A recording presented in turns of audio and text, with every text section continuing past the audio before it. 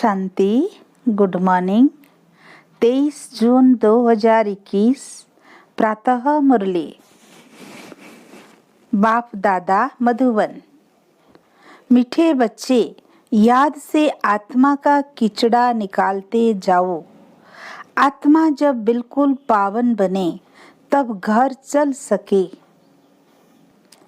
प्रश्न, इस अंतिम जन्म में बाप के किस डायरेक्शन को पालन करने में ही बच्चों का कल्याण है? उत्तर, बाबा कहते मीठे बच्चे, इस अंतिम जन्म में बाप से पूरा वर्षा ले लो। बुद्धि को बाहर में भटकाओ मत।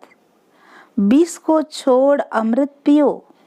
इस अंतिम जन्म में ही तुम्हें 63 जन्मों की आदत मिटानी है। इसलिए रात दिन मेहनत कर देही अभिमानी बनो। ओम शांति। शांति धाम विश्रामपुरी है। इस दुनिया से सब थके हुए हैं, चाहते हैं कि हम अपने सुखधाम में जाएं। यह दुनिया अच्छी नहीं लगती। स्वर्ग को देखते हैं तो नरक से दिल कैसे लगे। कहते हैं बाबा जल्दी करो, इस दुखधाम से ले चलो। बाप भी समझाते हैं यह तो छी दुनिया है, इनका नाम ही है डेविल वर्ल्ड, नर्क। यह कोई अच्छा अक्षर है क्या? कहाँ डीटी वर्ल्ड, कहाँ डेविल वर्ल्ड। इस डेविल वर्ल्ड में सब तंग हो गए हैं, परंतु वापिस कोई जा नहीं सकते। तमो प्रधानता की खाद पड़ी हुई है, वह खाद आत्मा से निकले उसके लिए पुरुषार्थ कर रहे हैं। जो अच्छे पुरुषार्थी हैं उनकी अवस्था पिछाड़ी में अच्छी हो जाएगी। यह पुरानी दुनिया खलास हो जाएगी। अब तो बाकी थोड़े रोज है। जब तक बाप आकर वापिस न ले जाए तब तक कोई वापिस जा नहीं सकते। दुनिया में दुख है ना, घर में भी कोई ना कोई दुख रहता है। तुम बच्चों के दिल में है बाबा, अब हम दुखों से छुड़ाने आए हैं। जो अच्छे निश्चय बुद्धि है वो बाप की याद को कभी भूलते नहीं। उनको कहा ही जाता है सर्व का दुख हरता। बच्चे ही पहचानते हैं। अगर सब पहचान ले तो फिर इतने सब मनुष्य कहाँ आकर बैठे? यह हो न सके।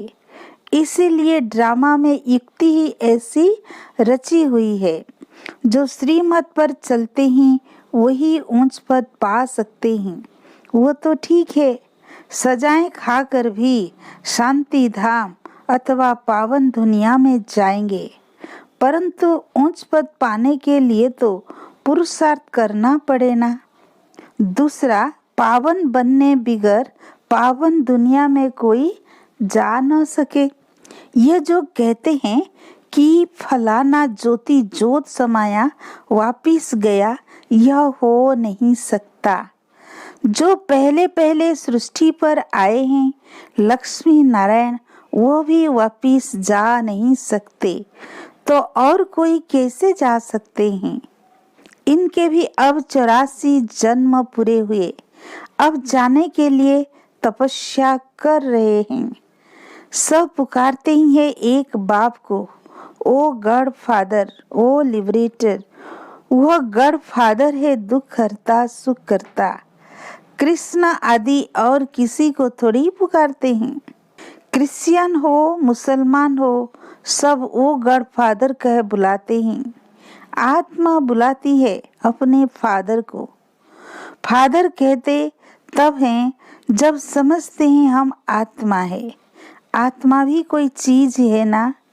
आत्मा कोई बड़ी चीज नहीं है, वह तो एक स्टार है और अति सूक्ष्म है। जैसे बाबा है वैसे ही आत्मा का स्वरूप है। अब तुम बाप की महिमा करते हो। वह सत्य चित है, ज्ञान का सागर, आनंद का सागर है। तुम्हारी आत्मा भी उनके समान बनती है।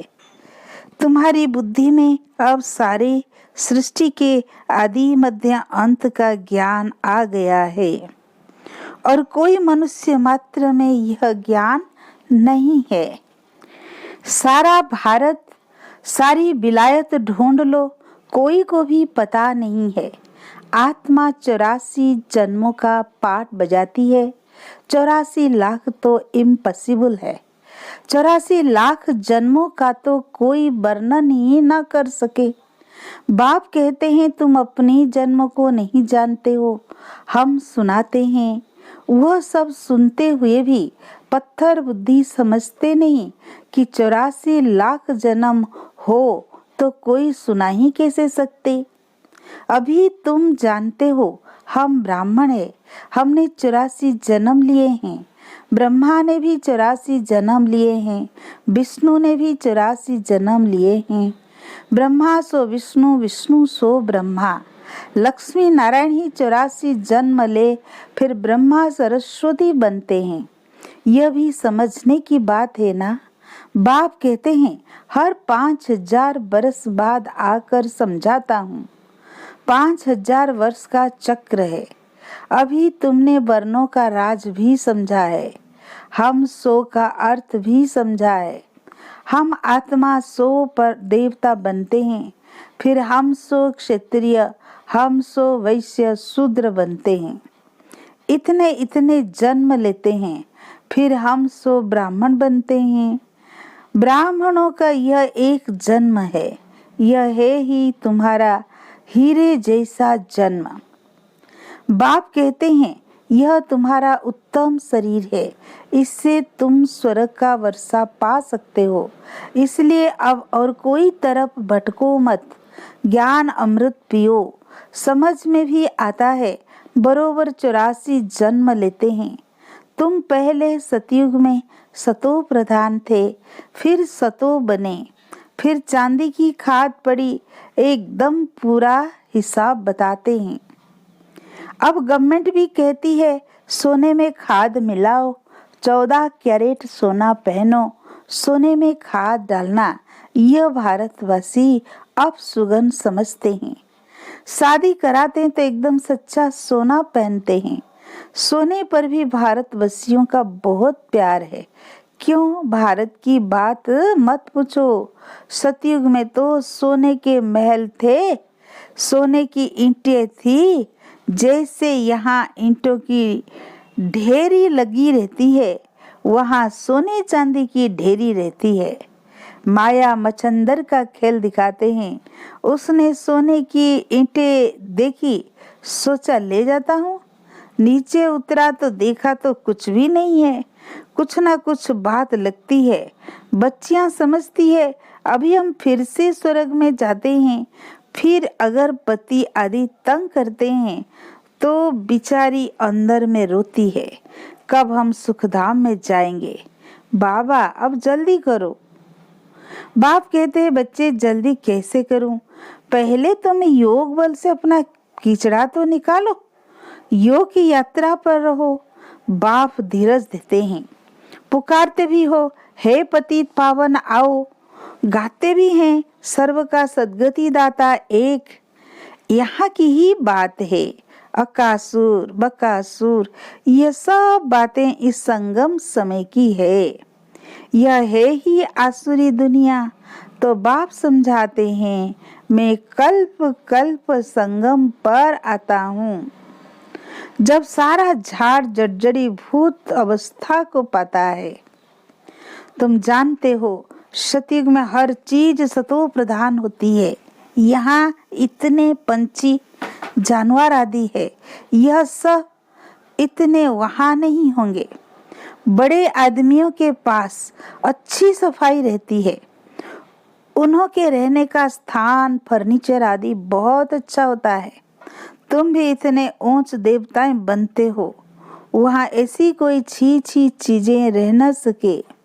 यहाँ तो मच्छर आदि अनेक प्रकार की बीमारियां, कितने गंदगी रहती है। गाँवों में इतना गंद नहीं रहता, बड़े बड़े शहरों में बहुत गंदगी रहती है, क्योंकि बहुत मनुष्य हो गए हैं, रहने की जगह नहीं है। तुम सारे विश्व के मालिक बनते हो। मनुष्य गाते हैं घट ही में ब्रह्मा, घट ही में विष्णु, घट ही में 9 लाख तारे ब्रह्मा सो विष्णु बन जाते हैं। विष्णु के साथ सितारे भी हैं। सतयुग में यह देवता बनते हैं तो इतने थोड़े ही होते हैं। झाड़ पहले छोटा होता है फिर वृद्धि को पाता है। सतयुग में तो बहुत थोड़े होंगे। मीठी नदियों के ऊपर रहते होंगे। यहाँ नदियों से बहुत केनाल्स निकलते हैं, वहाँ केनाल शादी थोड़े ही होते हैं। मुट्ठी जितने तो मनुष्य होते हैं, इतने के लिए गंगा जमुना तो है ही। उन नदियों के ही आसपास सभी रहते हैं। 5 तत्व भी देवताओं के गुलाम बन जाते हैं। कभी भी बेकायदे बरसात नहीं पड़ती, कभी नदी उछल नहीं खाती। नाम ही है स्वर्ग, तो फिर क्या। अब कहते हैं स्वर्ग की आयु इतने लाख वर्ष है। अच्छा भला वहाँ कौन राज्य करते थे, यह तो बताओ। कितने गफोड़े लगाते रहते हैं। तुम जानते हो हम कल्प पहले माफी के पाठ बजा रहे हैं। रुद्र ज्ञान यज्ञ में अनेक प्रकारों के असुरों के विघ्न पड़ेंगे। फिर मनुष्य समझते हैं असुर लोग ऊपर से गंध गोबर आदि डालते थे, परंतु नहीं। तुम देखते हो कितने विघ्न पड़ते हैं। अबलाओं पर अत्याचार होते हैं, तब तो पाप का घड़ा भरेगा। बाबा कहते हैं थोड़ा तुम्हें सहन करना पड़ेगा। तुम अपने बाप और वर्षे को याद करते रहो। मार खाने समय भी बुद्धि में याद करो, शिव बाबा तुमको तो बुद्धि में ज्ञान है। किसी को फांसी पर चढ़ाते हैं तो पादरी लोग कहते हैं गॉड फादर को याद करो। ऐसे नहीं कहेंगे क्राइस्ट को याद करो। इशारा गॉड के लिए करते हैं। वह इतने लवली है, सब उनको पुकारते हैं। आत्मा ही पुकारती है। अब देही अभिमानी बनने में ही मेहनत है। 63 जन्म तुम देह अभिमान में रहे हो। अभी इस एक जन्म में वो आधा कल्प की आदत मिटानी है। तुम जानते हो देही अभिमानी बनने से हम स्वर्ग के मालिक बन जाएंगे। कितनी ऊंची प्राप्ति है। तो रात दिन इसी कोशिश में रहना पड़े।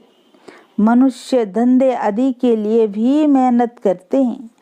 आमदनी में मनुष्य को कभी झुटका या उबासी नहीं आएंगी, क्योंकि आमदनी है। पैसे की खुशी रहती है, थकने की बात ही नहीं रहती। बाबा भी अनुभवी है ना। रात को स्टीमर्स आते थे तो आकर माल खरीद करते थे। जब तक ग्राहक की जेब खाली ना करे तब तक उनको छोड़े नहीं। बाबा ने रथ भी पूरा अनुभवी लिया है। इतने सब अनुभव किया है। गावड़े का छोरा भी था, 10 आने मन अनाज बेचता था। अभी तो देखो विश्व का मालिक बनते हैं। एकदम गावड़े का था, फिर चढ़ गया तो एकदम जवाहरत के धंधे में लग गया। बस जवाहरत की बात, यह फिर है सच्चे जवाहरत। यह होता है रॉयल व्यापार। बाबा बहुत अनुभवी है। बाबा वाइसराय आदि के घर में ऐसे जाते थे जैसे अपना घर। इनको फिर कहा जाता है अविनाशी ज्ञान रत्न। जितना यह बुद्धि में धारण करेंगे इसी से तुम पदमपति बनेंगे। शिव बाबा को कहा जाता है सौदागर, रत्नागर। उनकी महिमा भी गाते हैं, फिर कह देते हैं सर्वव्यापी। महिमा के साथ फिर इतनी ग्लानि, कैसी हालत हो गई है भक्ति मार्ग की। बाबा कहते हैं जब भक्ति पूरी होती है तब भक्तों का रक्षक बाप आते हैं। बहुत भक्ति कौन करते हैं यह भी सिद्ध हो जाता है। सबसे जास्ती भक्ति तुम करते हो, वही यहाँ आकर पहले पहले ब्राह्मण बनते हैं और फिर बाप से वर्षा लेते हैं, फिर से पूज्य बनने का। रावण ने पुजारी बनाया, बाप पूज्य बनाते हैं। यह है भगवान उवाच। भगवान एक है। दो तीन भगवान होते नहीं। गीता भगवान की गाई हुई है। श्री भगवान वाच के बदले कृष्ण का नाम ठोक दिया है। कितना फर्क हो गया है। ड्रामानुसार फिर भी गीता का नाम ऐसे बदलना ही है। फिर बुलाते हैं, हे पतित पावन आओ। बाप पावन बनाते हैं, रावण पतित बनाते हैं। तो समझने की कितनी बुद्धि चाहिए। श्रीमत श्रेष्ठ श्रेष्ठ मत है ही एक बाप की। यह लक्ष्मी नारायण स्वर्ग के मालिक बाप की मत से ही बने हैं। अच्छा, मीठे मीठे सिक्की लदे बच्चों प्रति माता पिता बाप दादा का याद प्यार और गुड मॉर्निंग। रूहानी बाप की रूहानी बच्चों को नमस्ते। हम रूहानी बच्चों की रूहानी बाप दादा को याद प्यार गुड मॉर्निंग नमस्ते नमस्ते। धारणा के लिए मुख्य सार। फर्स्ट पॉइंट, इस एक जन्म में 63 जन्मों के पुराने देहाभिमान की आदत मिटाने की मेहनत करनी है। देही अभिमानी बन स्वर्ग का मालिक बनना है।